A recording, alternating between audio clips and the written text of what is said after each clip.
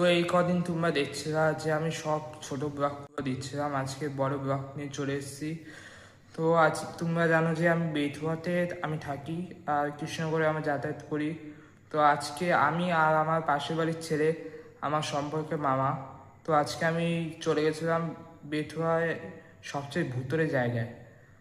বইতে একটু ভয় লাগছে, ভুতুরে জায়গায় চলে গেছিলাম কেননা আমি সত্যি শুনেছি, অনেক লোকেরা বলেছে যে ওইখানে অনেক ভূতের ঘটনা ঘটেছে। তো ওইখানটা আমি গেছিলাম, আমারও কিছু ভয় ভয় ফিল হচ্ছিল ওইখানটা গিয়ে। তো আজকে ওই নিয়ে একটা ভিডিও বানিয়েছি। এই ভূতের ঘটনা মানে বলতে গেলে এই ঘটনাগুলো হয়েছিল যে আমাদের বেথুয়া দহরি সুপার মার্কেটে পাশে, মানে ওইখানটায় অনেকগুলো ঘর আছে। ওই ঘরে মানে বলতে গেলে ঘর বলে ভুল হবে, কিন্তু ওই বাড়ি আছে ভাঙাচোরা আগে ছিল। ওইখানে ঘটনাগুলো ঘটেছিল ভুতুরে। তো আমি আরও চলে গেছিলাম ওইখানে ভুতুরে জায়গাটা দেখতে রাতের দিকে, যে কেমন কি অবস্থা। তো তোমরা দেখতে থাকো। তো আমরা এখন যাচ্ছি ওই জায়গায়, ভুতুরে জায়গায়। তার আগে আমরা বাজার দিয়ে যাব, বাজার বললে ভুল হবে, আমরা এই শাহপাড়া দিয়ে যাব, এদিক দিয়ে গিয়ে তারপরে এই জায়গায় যাব, এই ভুতুরে জায়গায়। তো আমি আর আমার মামা আছি সঙ্গে, সাইকেল চালাচ্ছি আমি নিজে, ও পিছনে বসে আছে। তো এই যে রাজা আমার মামা, তো আমি আছি। এই বাড়িগুলো দেখতে পাচ্ছ বাজারের পাশে। এখানে বহুত বছর ধরে অনেক কেউ থাকে না। তো এখন মনে হয় এখানে নতুন তালা লাগানো, না পুরোনো তালাই আছে দেখতে পাচ্ছ। তো এই যে নতুন তালা, মনে হয় করছে জায়গায় নতুন তালা লাগিয়েছে। ও যাই হোক, তো এখানে আগে যেরকম দেখছো এরকম আগে ছিল না। আগে এখানে জায়গাগুলো পুরো জঙ্গল ছিল। তো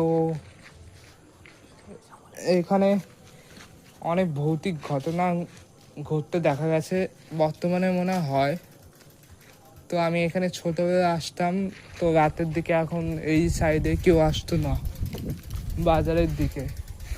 এটা হচ্ছে কৃষক বাজারের পাশে বেথুয়া দহরি।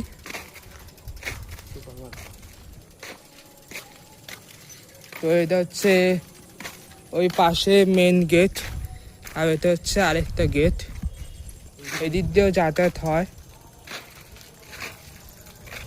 ওই পাশগুলোতে ওই দিকে আরেক পুরোনো বাড়িঘর আছে, এদিক থেকে দেখা যাচ্ছে না।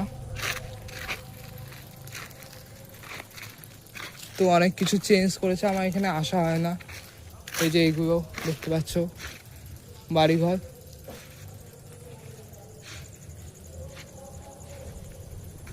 তো একদম ভুতুরে জায়গা। আমার বাবা যখন ছিল সেই সময় থেকে একদম ফাঁকা পড়ে আছে, এখন মনে হয় অনেকটা কিছু পরিবর্তন হয়েছে। আগে এখানে সব ভাঙাচোরা ছিল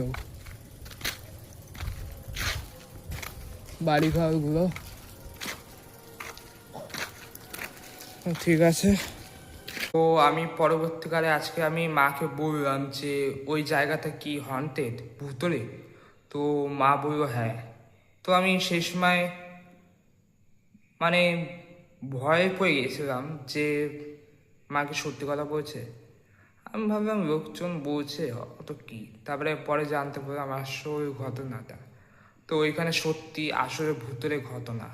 আমি ছোটোবেলায় এখানে আগে বাবার সঙ্গে যেতাম, তো ওইখানে ভাঙাচোরা বাড়ি ছিল, বাড়ি ওগুলো ছিল। তো ওইখানে এমনি ঘুরতে যেতাম রাতের দিকে।